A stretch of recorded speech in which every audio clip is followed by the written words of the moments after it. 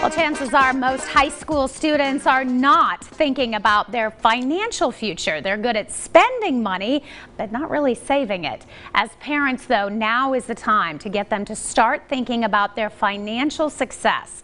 Here with more now is Roy Paul, Executive Director of Sense-Ability. And great to have you on the show. Welcome to Daytime. Good morning. Good to be talking about this. Definitely the topic of, as a high school student, we mentioned they are good at spending money, but getting them to think differently can be a challenge. Absolutely, and high school students are at that critical age, right?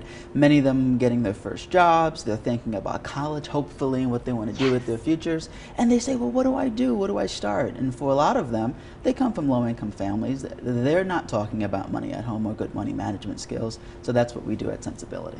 So now is the time to at least start that conversation. They may not come up with a great plan, but you got to start somewhere, you say. Absolutely, at every facet of their life. So if they're talking about college, for example, I can't tell you how many young people, they sign up for student loans and they have no clue what their financial situation looks like. They don't say, hey, mom, dad, can you help me pay for my tuition? How much can you help me pay? All right, fine. You may not be able to pay for my tuition, but can you give me $200 a month so I know that I have something that I can rely on? Many people just go to college and figure it out as they go along. And that ends up in a world of hurt, especially with that loan portion, because they say, oh my God, the student aid office, they say you can take out $20,000, $30,000 a year, then you graduate, you get that 6-month grace period, and you get the bill.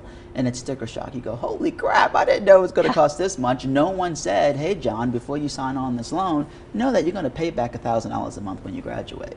And nor do they know to look for whether or not that interest is going to start or when it's going to start. And as you're continuing through those college years, those loans continue to go higher and higher. Absolutely. And if you think about it, a lot of people pay back student loans well into retirement. People never paying them off. It's so much money, they really don't know where to start. So if someone said to you when you took out those loans, you know what, you really can't afford to take out $20,000 a year. How about maybe taking out 5 and going to a state university or something like that? Yeah, they're like, but why not? It's being offered. It's free money. Exactly. And I'm going to have all of this money to be able to spend and enjoy my life. Right. But you got to pay it back. You got to pay it back. And you also talk a little bit about credit cards and being very careful as students. Yeah, it's such a tricky thing. I remember when I was in college and I got these solicitations for credit cards, I had no idea what I was doing, and I was at one point had 5 credit cards.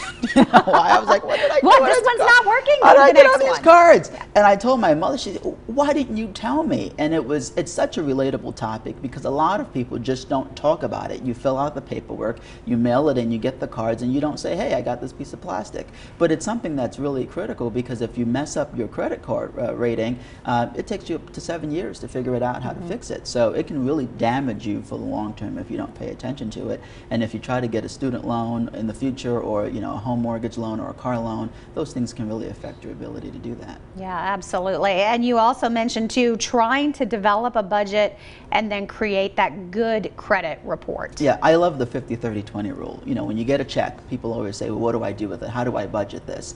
And we always advise 50% of the things you absolutely need. Your rent, your car loan. If you're a teenager, you're probably not paying rent, but maybe you pay your own car note.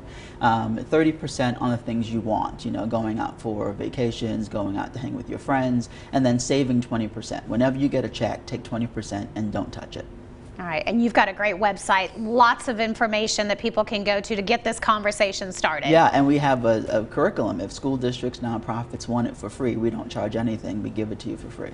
Sounds like a great deal. I think so. That's an offer you want to take part in, right? Here is that website for more information. Never too soon to start having that conversation and get the talk started for your financial future. Roy, great to have you on Daytime. Thank you. We'll be right back.